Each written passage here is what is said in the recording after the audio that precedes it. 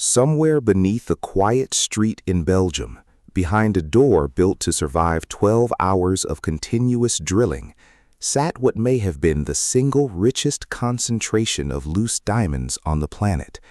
No armed guards stood over it that weekend. No alarms interrupted the silence. And when the vault was finally opened on a Monday morning in February 2003, the man who opened it didn't understand at first what he was looking at. The floor was covered in paper. Empty boxes hung open on their hinges like doors after a hurricane. Diamonds, some of them, were still scattered across the ground, as if the thieves had simply run out of bags.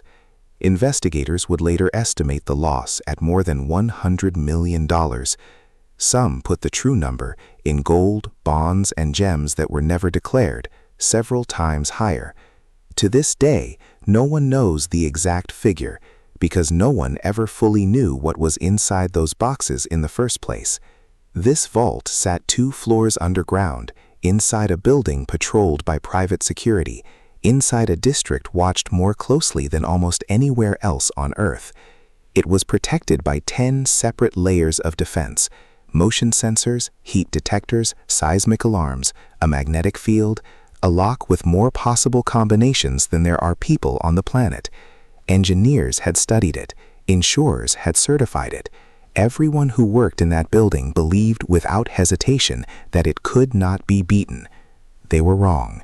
And the story of how they were wrong, how a small crew of Italian thieves spent more than 2 years turning that certainty into a punchline, is one of the strangest true crime stories of the last 100 years. This is the story of how the impossible became reality.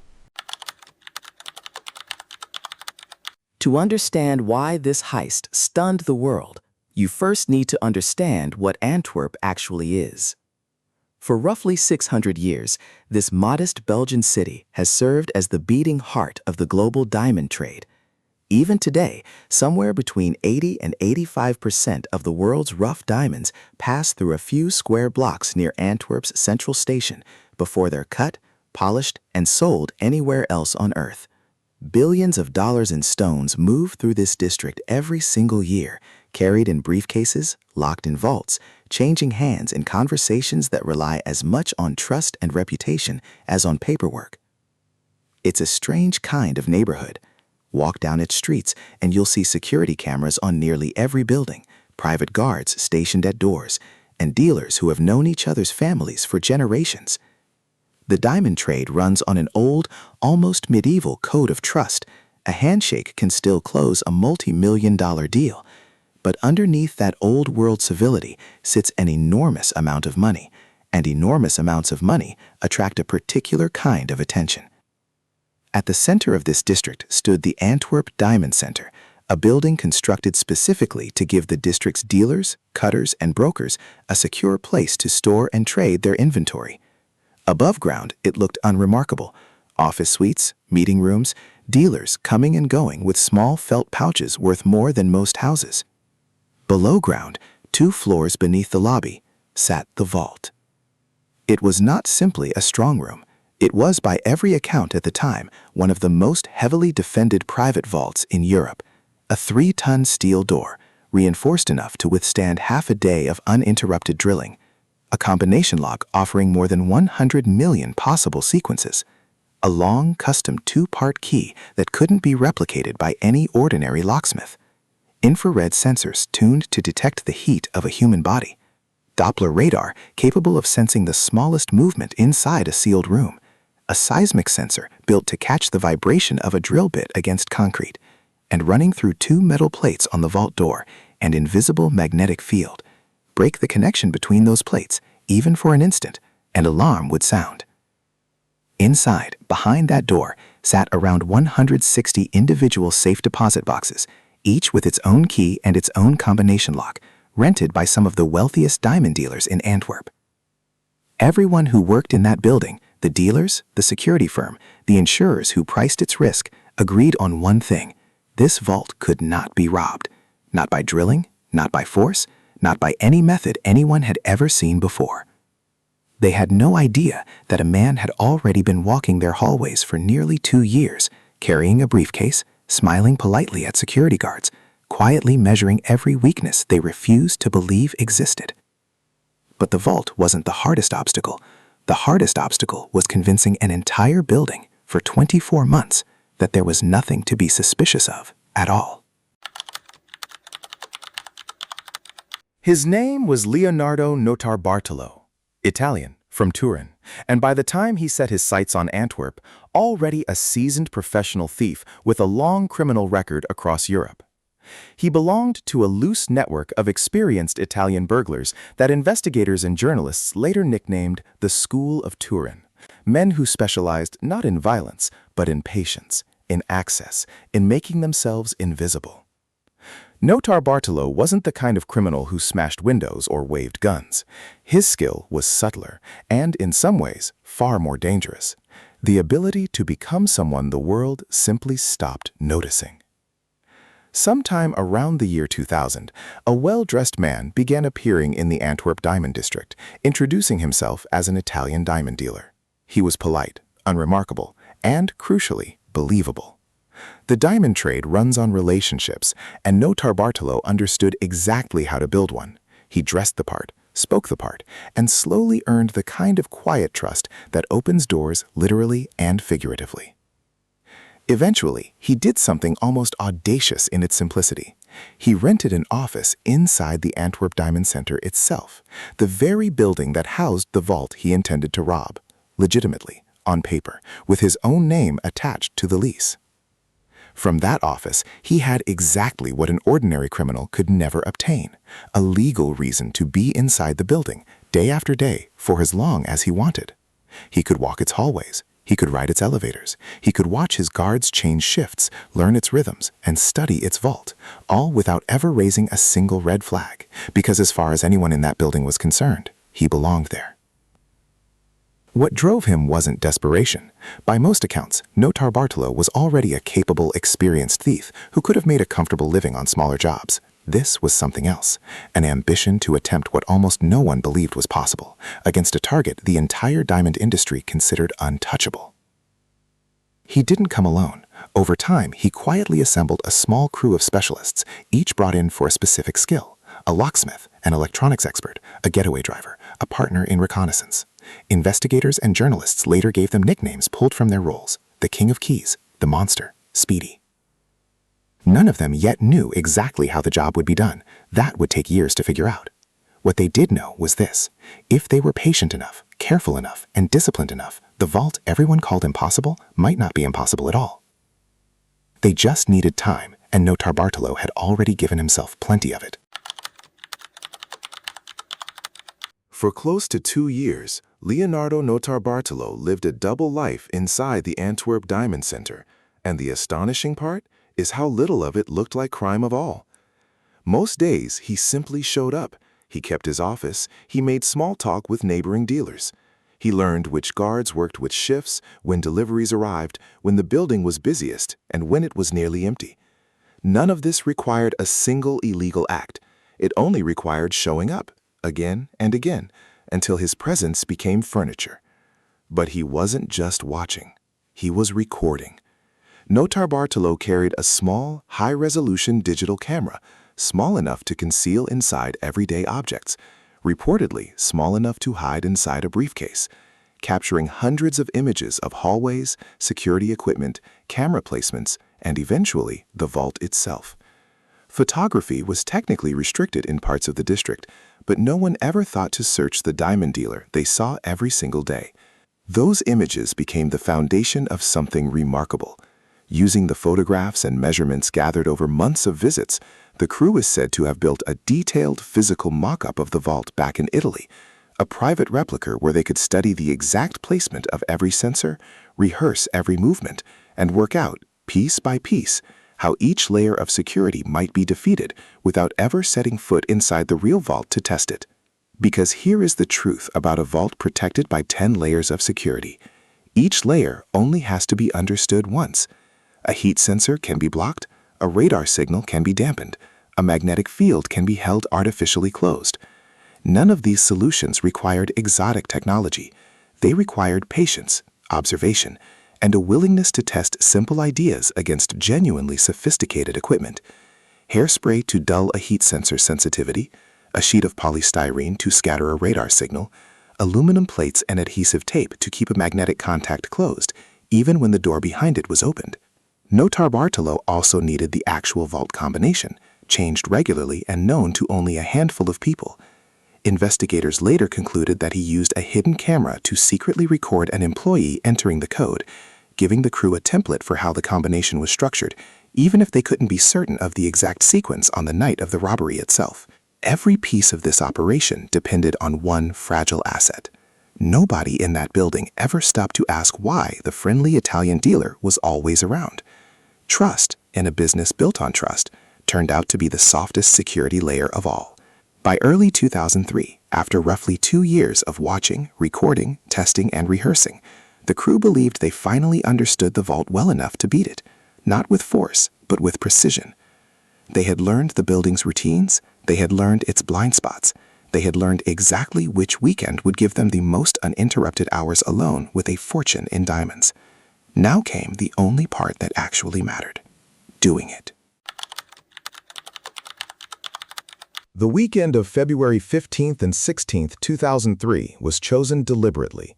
It was a Saturday to Sunday window when the building allowed tenants to come and go with minimal scrutiny, and when the Diamond District itself, normally one of the most heavily watched neighborhoods in Europe, was largely empty of the foot traffic that might notice anything unusual. 2 full days before anyone would be expected back at their desks. On the Saturday night, Notarbartolo parked his car in the building's underground garage, rode the elevator up to the office he had held for 2 years, and waited for the rest of his crew to arrive. What followed took hours, not minutes. This wasn't a smash and grab. It was closer to slow, methodical surgery. The crew was believed to have used black plastic bags to cover the security cameras positioned along the route to the vault, quietly removing the hallway's eyes before doing anything else. Then came the outer barriers, a locked gate, additional access points, worked through with tools built specifically for this job. At the vault door itself, the magnetic field sensor was next. Earlier that week, while the field had been briefly deactivated, the crew had loosened the screws holding the 2 contact plates in place and secured them with tape, so that on the night of the robbery, they could slide a custom aluminum plate between the plates, keeping the magnetic circuit unbroken even as the door swung open beneath it. As far as the system could tell, the door was still sealed. It never suspected otherwise for the entire remainder of the operation. With the alarm circuit fooled, they turned to the vault door's mechanical defenses, the 100 million combination lock, and the long, custom 2-part key needed to turn it. They switched off the lights before opening the door, then pried through a secondary steel gate with a crowbar. Inside the vault itself, the infrared heat detector remained active, until a thief slid a polystyrene shield in front of it, blocking the thermal signature that would otherwise have triggered an alarm the instant a human body entered the room. The Doppler radar, designed to sense the smallest motion inside the sealed chamber, was defeated the same way. Its signal scattered and dampened by the shield rather than bounced back in a way the system would recognize as movement. A light sensor, wired to detect any lamp switched on inside the vault, was simply covered with tape. One by one, 10 layers of security that the industry had called impenetrable had been quietly, individually solved. What remained was raw physical labor.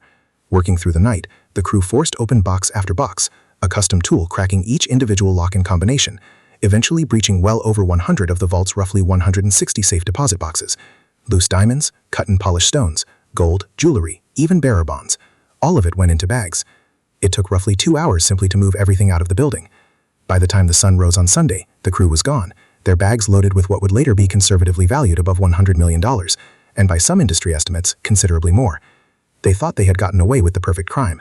They had no idea that a decision they'd make in the next 24 hours, not inside the vault, not during the heist itself, but afterward, in the ordinary, unglamorous business of cleaning up, would undo all of it.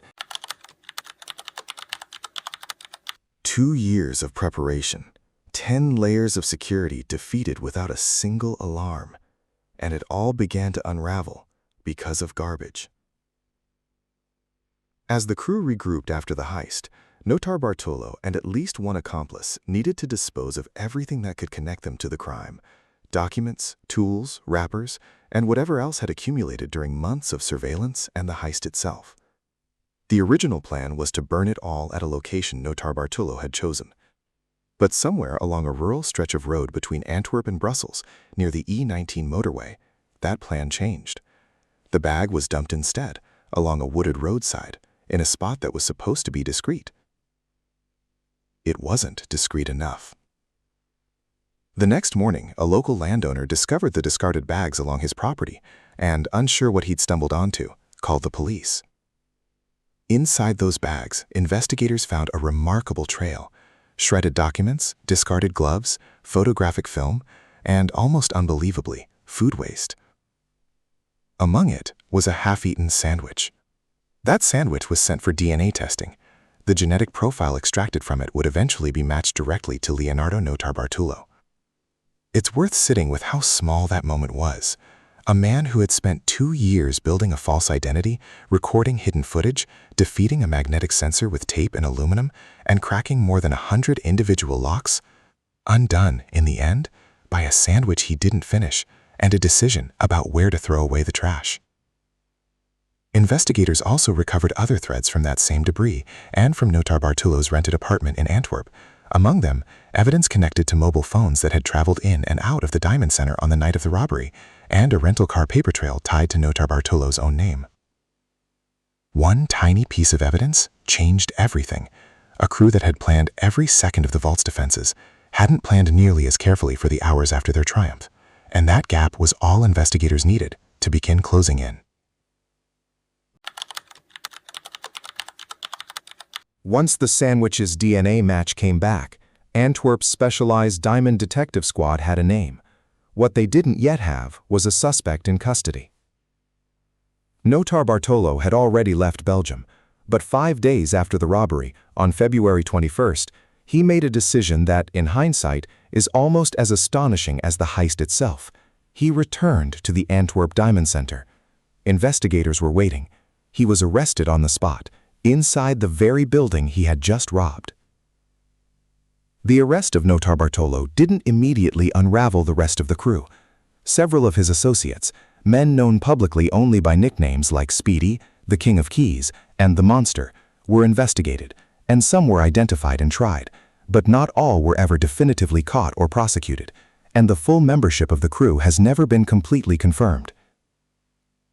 Notarbartolo himself was convicted and sentenced to 10 years in prison.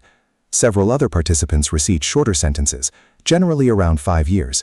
He would later be released on parole years before completing his full term. During and after the proceedings, Notarbartolo offered an account of the heist that complicated the official story considerably. He claims the robbery had actually been arranged, at least in part, as an inside job tied to insurance fraud, suggesting that a diamond dealer had orchestrated the theft of goods already quietly removed from the vault beforehand, and that the crew's own haul was closer to $20 million, rather than the far larger figures reported in the press. Investigators publicly rejected this version of events, and it has never been substantiated by evidence.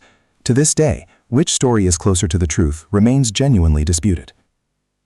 What isn't disputed is this: despite a conviction, despite years of investigation, and despite one of the most publicized manhunts in Belgian criminal history, the overwhelming majority of what disappeared from that vault was never recovered. The net had closed around one man. The fortune itself had already vanished. More than 2 decades later, this is still the question that lingers longest. Where did it all go? Loose, uncut diamonds are, in a sense, the perfect object to steal. Unlike cash or jewelry, they carry no serial numbers, no fingerprints, no signature that ties them to a specific vault or a specific victim. A rough stone can be recut, reshaped, and resold, emerging on the other side of that process as, functionally, an entirely different diamond. Investigators have long believed that much of what vanished from the Antwerp Diamond Center was broken down and absorbed into the global diamond trade within months, if not weeks, dispersed across cutting houses and secondary markets where its origin became untraceable. Some portion of the stolen goods and evidence was recovered during the investigation into Notarbartolo and his associates, but the vast majority of the vault's contents, by most accounts, the overwhelming share of what disappeared that weekend, has never resurfaced in any documented form. Notarbartolo's own insurance fraud claim adds another layer of uncertainty rather than resolving it. If true, it would mean a portion of what was reported stolen never actually existed in the vault that weekend at all, inflated perhaps by dealers looking to claim against insurance for goods quietly moved elsewhere beforehand. If false, it would mean the true scale of the theft may be even larger than what was ever officially reported, since diamond dealers in Antwerp have historically had limited incentive to fully disclose everything they kept in those boxes, for reasons involving tax, discretion, and the black market edges of the trade itself. Either way, the honest answer to where are the diamonds now is that nobody outside the crew itself likely knows, and the crew, by design, was never going to say. That uncertainty is, in its own way, the most unsettling part of this entire story.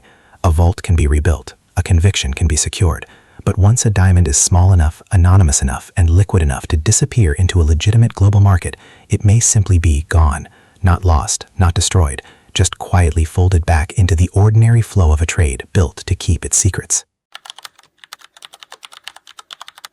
Look closely at how this vault was actually beaten, and a strange pattern emerges. Almost none of it involved advanced technology. It involved understanding, in patient detail, exactly how each individual piece of advanced technology worked, and then defeating it with tape, aluminum, polystyrene, and hairspray. That is in many ways the central lesson of the Antwerp Diamond Center heist.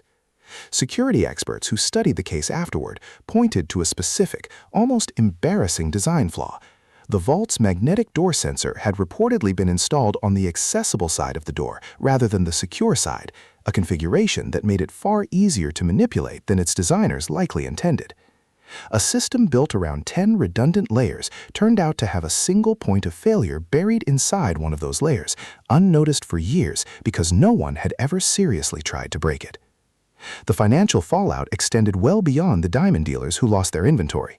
The case became a case study for the insurance industry, which had underwritten a facility it believed to be essentially unbeatable, and for the private security industry, which had to reckon publicly with the gap between a system that looks impenetrable on paper and one that has actually been stress-tested by someone with 2 years, real patience, and nothing to lose.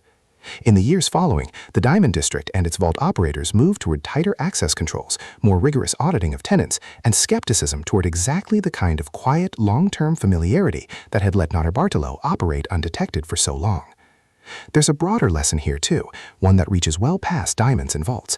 Every security system, no matter how many layers it has, is ultimately built and interpreted by human beings, and human beings default to trust, a face they recognize, a tenant who's always paid rent on time, a routine that's never once been interrupted. The Antwerp Diamond Center didn't fail because its technology was weak. It failed because an entire building of experienced professionals decided, gradually and reasonably, that a friendly Italian diamond dealer simply wasn't worth suspecting. More than 2 decades on, the Antwerp Diamond Center heist is still taught, still studied, and still adapted into books, series, and documentaries because it captures something uncomfortable about security itself. That the most sophisticated defenses in the world are only as strong as the assumptions holding them together. Somewhere, right now, another vault, another server, another supposedly impenetrable system is resting on an assumption nobody has bothered to question in years. The people who built that vault spent a fortune making sure nothing could get in. They never seriously asked what would happen if someone was simply allowed to walk in, quietly, every day, for 2 years, and no one ever thought to ask why. That's not a failure of engineering, that's a failure of imagination. And it's the reason this heist still matters, not because of what was stolen, but because of what it revealed about the fragile human core hiding underneath every fortress we build.